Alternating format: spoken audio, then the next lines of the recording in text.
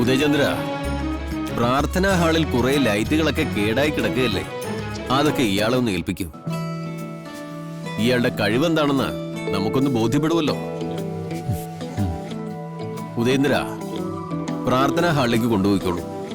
അവിടുത്തെ കാര്യങ്ങൾ നേരാവണ്ണം നോക്കുക. അത് ശരിയാക്കാൻ തനിക്ക് സാധിച്ചാൽ ഇവിടെ ജോലി ചെയ്യുന്നതിന് ആർക്കും വിരോധമൊന്നുമില്ല. അഥവാ അങ്ങനെ തിരഞ്ഞെടുക്കപ്പെട്ടാൽ ഐഡന്റിറ്റി കാർഡും ഡീറ്റെയിൽസുകളും എല്ലാം ഓഫീസിൽ കൊടുക്കണം. ചെല്ലു. നിൽക്കൂ. പേര്?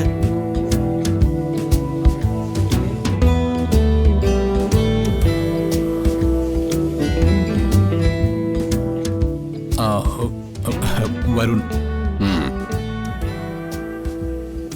ചെല്ലു. ശരി സ്വാമി.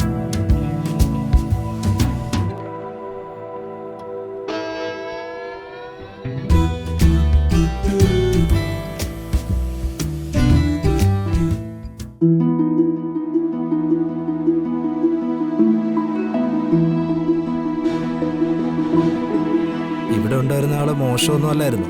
പിന്നെന്താ അയാള് പോയത്? ആശ്രമത്തിലെ ചിട്ടവട്ടങ്ങളൊക്കെ എല്ലാവർക്കും ഉൾക്കൊള്ളാൻ പറ്റുന്നതല്ലല്ലോ. താങ്കൾ ചെറുപ്പമാണ്, ചില ബുദ്ധിമുട്ടുകളുണ്ടാവും.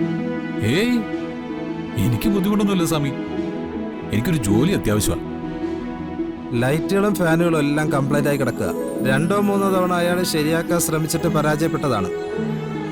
ഇവിടത്തെ മൊത്തം വയറിങ്ങും മാറ്റേണ്ടി വരുമെന്നാണ് അയാൾ അന്ന് പറഞ്ഞത്. എന്തായാലും താങ്കളൊന്ന് ശ്രമിച്ചു നോക്കൂ. ആരെങ്കിലും സഹായത്തിന് വേണ്ടതുണ്ട്? ആരും വേണ്ട.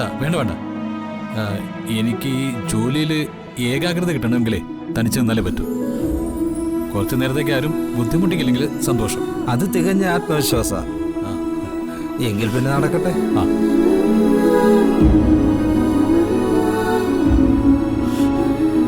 ആത്മവിശ്വാസം ഇതൊക്കെ ഏത് കാലത്ത് കേടായി കിടക്കുന്നതാണാവോ?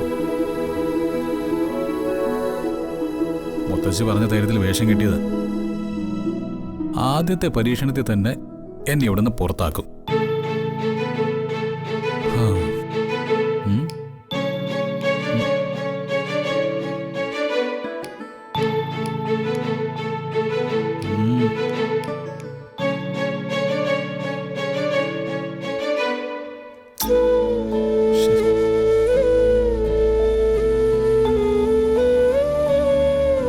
എന്റെ കൃഷ്ണ, രാധികയും ഞാനും തമ്മിലുള്ള പ്രണയം ഭഗവാന്റെ തീരുമാനങ്ങളിലുണ്ടെങ്കിൽ എന്റെ കൂടെ നിൽക്കണം.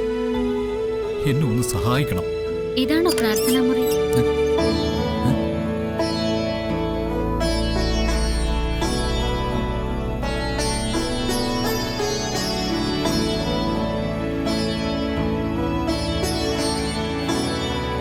ഇതാണ് യഥാർത്ഥ പ്രാർത്ഥനാലയം.